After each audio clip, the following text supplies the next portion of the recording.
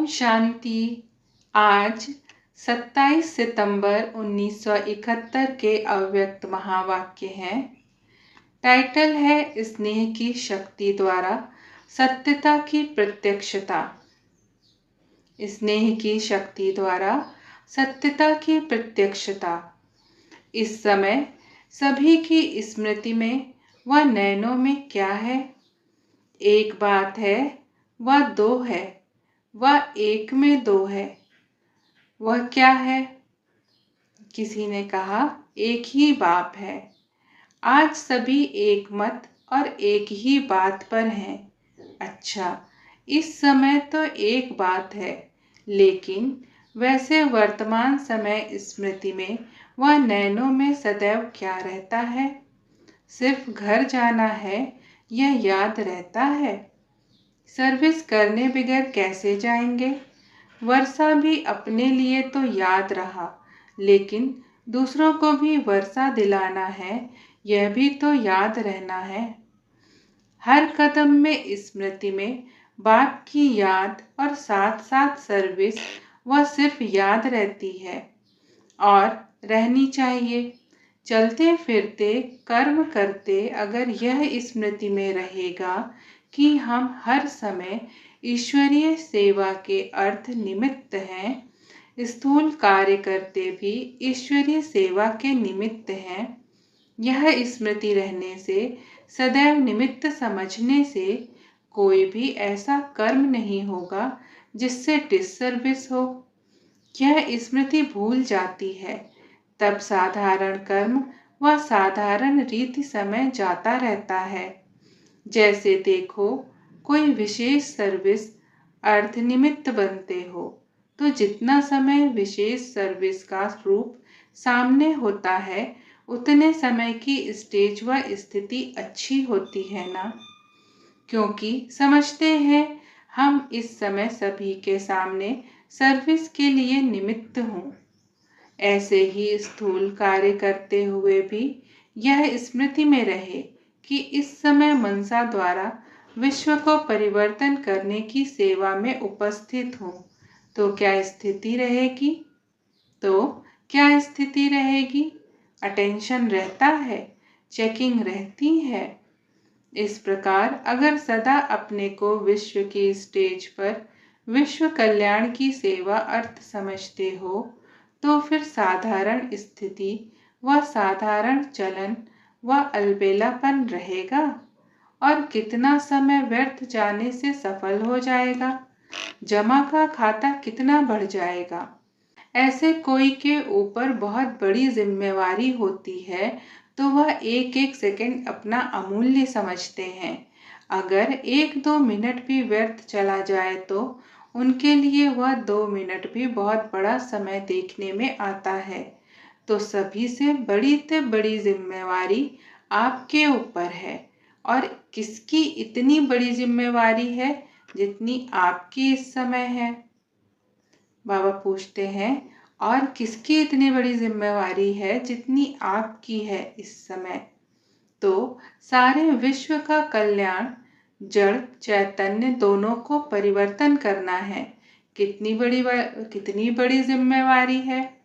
तो हर समय यह स्मृति रहे कि बाप ने इस समय कौन सी ड्यूटी दी है। एक आंख में बाप का स्नेह, दूसरी आंख में बाप द्वारा मिला हुआ कर्तव्य अर्थात सेवा। तो स्नेह और सेवा दोनों साथ साथ चाहिए। स्नेही भी प्रिय हैं, लेकिन सर्विसेबल ज्ञानी तो आत्मा अति प्रिय हैं। तो दोनों ही साथ साथ चाहिए। अपनी स्थिति जब दोनों की साथ साथ स्मृति होगी, तभी सर्विस करने के समय स्नेही मूर्त भी होंगे। लेकिन सिर्फ स्नेह भी नहीं चाहिए। स्नेह के साथ और क्या चाहिए? शक्ति रूप तो होंगे ही, लेकिन शक्ति रूप का प्रत्यक्ष रूप क्या दिखाई देगा?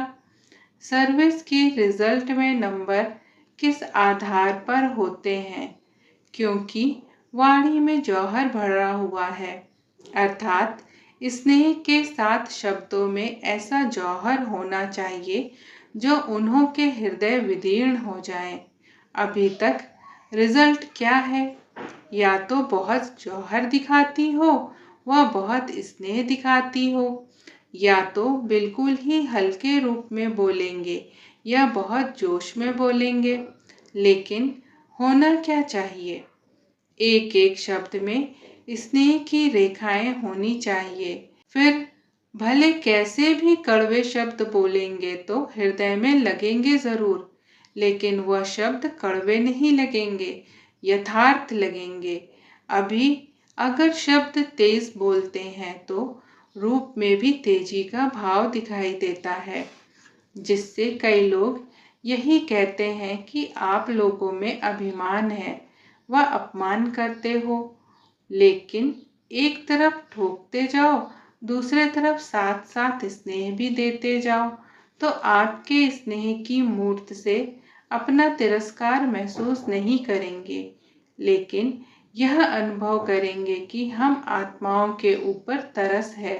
तिरस्कार की भावना बदल तरस महसूस करेंगे, तो दोनों साथ साथ चाहिए ना। कहते हैं ना, मखमल की जुत्ती लगानी होती है तो सर्विस के साथ अति तरस भी हो, और फिर साथ साथ जो अयथार्थ बातें हैं उनको यथार्थ करने की खुशी भी होनी चाहिए। बातें सभी स्पष्ट देनी है, लेकिन स्नेह के साथ। स्नेह मूर्त होने से उन्हों को जगत माता के रूप का अनुभव होगा। जैसे माँ बच्चे को भले कैसे भी शब्दों में शिक्षा देती है, तो माँ के स्नेह कारण वह शब्द तेज व कड़वे महसूस नहीं होते। समझते हैं माँ हमारी स्नेही है, कल्याणकारी है। वैसे ही आप भले कितना भी स्पष्ट शब्दों में बोलेंगे, लेकिन वह महसूस नहीं करेंगे। तो ऐसे दोनों स्वरूप के समानता की सर्विस करनी है, तभी सर्विस की सफलता समीप देखेंगे। कहाँ भी जाओ तो निर्भय होकर, सत्यता की शक्ति स्वरूप होकर, ऑलमाइटी गवर्नमेंट के सीआईडी के ऑफिसर होकर उसी नशे से जाओ। इस नशे से बोलो, नशे से देखो, हम अनुचर हैं। इसी स्मृति से अयथार्थ को यथार्थ में लाना है। सत्य को प्रसिद्ध करना है, ना कि छिपाना है। लेकिन दोनों रूपों की समानता चाहिए। किसको देखते हो व कुछ सुनते हो तो तरस की भावना से देखते सुनते हो, या सीखने और कॉपी करने के लक्ष्य से सुनते देखते हो। आजकल की जो भी अल्प सुख भोगने वाली आत्माएं प्रकृति की दासी के शो में दिखाई देती हैं, उन्हीं के शो को देखकर स्थिति क्या रहती है। यह आत्माएं इस तरीके व इस रीति रस्म में प्रकृति दासी के रूप में स्टेज पर प्रख्यात हुई हैं। इसलिए हमें भी ऐसा करना चाहिए व हमें भी इन्हों के प्रमाण अपने में परिवर्तन करना चाहिए। यह संकल्प भी अगर आया तो उनको क्या कहेंगे? क्या दाता के बच्चे भिखारियों की कॉपी करते? आपके आगे कितने भी पॉम्प शो में आने वाली आत्माएं हों, लेकिन होवनहार प्रत्यक्ष रूप के भिखारी हैं। इन सभी आत्माओं ने बाप दादा के बच्चों से थोड़ी बहुत शक्ति की बूंदों को धारण किया है। आप लोगों के शक्ति की अंजलि लेने से आजकल इस अंजलि के फल प्रकृति दासी के फल स्वरूप में देख रहे हैं। लेकिन अंजलि लेने वाले को देख सागर के बच्चे क्या हो जाते हैं? प्रभावित। यह सभी थोड़े समय में ही आप लोगों के चरणों में झुकने के लिए तड़पेंगे। इसलिए स्नेह के साथ सर्विस का जोश भी होना चाहिए। जैसे शुरू में स्नेह भी था और जोश भी था, निर्भय थे, वातावरण व वायुमंडल के आधार से परे। इसलिए एक रस सर्विस का उमंग और जोश था। अभी वायुमंडल व वातावरण देख कहाँ कहाँ अपनी रूपरेखा बदल देते हो। इसलिए सफलता कब कैसे दिखाई देती है, जबकि कलयुग अंत की आत्माएं अपनी सत्यता को प्रसिद्ध करने में निर्भय होकर स्टेज पर आती हैं, तो पुरुषोत्तम संगम युगी सर्वश्रेष्ठ आत्माएं अपने को सत्य प्रसिद्ध करने में वायुमंडल प्रमाण रूपरेखा क्यों बनाती हैं? आप मास्टर रचयिता हो ना, वह सभी रचना है। रचना को मास्टर रचयिता कैसे देखेंगे?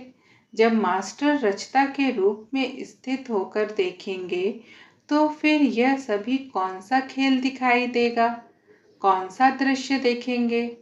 जब बारिश पड़ती है तो बारिश के बाद कौन सा दृश्य देखते हैं?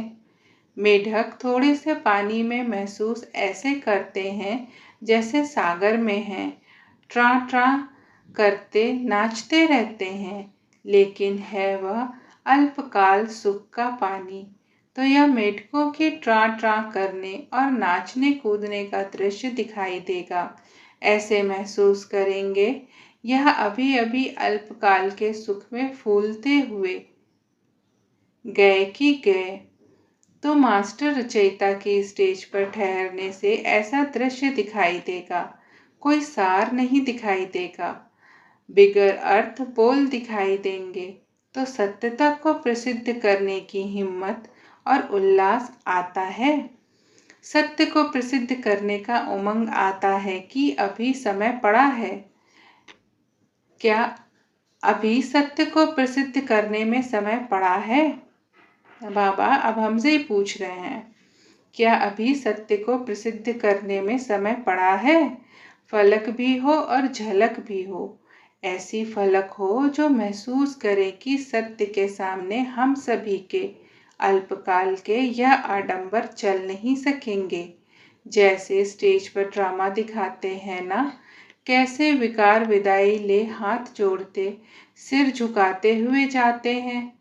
यह ड्रामा प्रैक्टिकल विश्व की स्टेज पर दिखाना है। अब यह ड्रामा की स्टेज पर करने वाला ड्रामा बेहद के स्टेज पर लाओ। इसको कहा जाता है सर्विस। ऐसे सर्विसेबल विजयी माला के विशेष मणके बनते हैं। ऐसे तो सर्विसेबल बनना पड़े। अभी तो यह प्रैक्टिस कर रहे हैं। पहले प्रैक्टिस की जाती है तो छोटे छोटे शिकार किए जाते हैं, फिर होता है शेर का शिकार। लास्ट प्रैक्टिकल पार्ट हूबहू ऐसे देखेंगे जैसे यह छोटा ड्रामा। तब एक तरफ जय जयकार और एक तरफ हाहाकार होगी, दोनों एक ही स्टेज पर। अच्छा, ओम शांति।